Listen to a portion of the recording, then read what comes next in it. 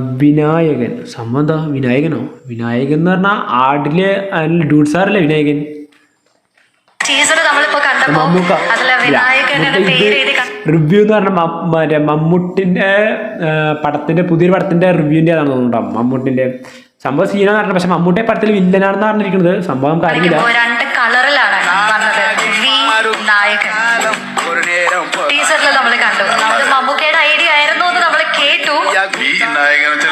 അത് വിനായകൻ എന്ന് പറഞ്ഞാൽ അതെന്താ? അത് വി ഒരു കളറില് അത് എന്ന സംഭവം മമ്മൂട്ടിന്റെ ഐഡിയ. ഇതെന്താ സംഭവം? നായകൻ എന്ന് മാത്രമാണ് ഡോമിനേറ്റ് ചെയ്യുന്നത്. അപ്പൊ വിനായകനാണ് നായകൻ.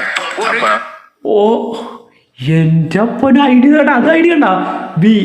പക്ഷെ വി നായകൻ നായകൻ അതാ. പക്ഷെ പടത്തിന്റെ നായകൻ വിനായകൻ എന്നാണ് പറയുന്നത്. എന്റെ പേര് വെക്കുമ്പോ അങ്ങനെ എഴുതാൻ പറ്റില്ല. പൊന്നെ മമ്മൂക്കന്റെ തല നോക്കിയ വിനായകൻ. വിനായകൻ അപ്പൊ നായകൻ. അപ്പൊ വില്ലൻ മമ്മൂട്ടിയാണ്. അതാണ് അപ്പൊ കഥ. അതാണ് നായകൻ. കഥ എന്റെ പൊന്നെ. അപ്പൊ നായകൻ വിനായകനാ ശരിക്കും. വിനായകൻ അപ്പൊ നായകൻ.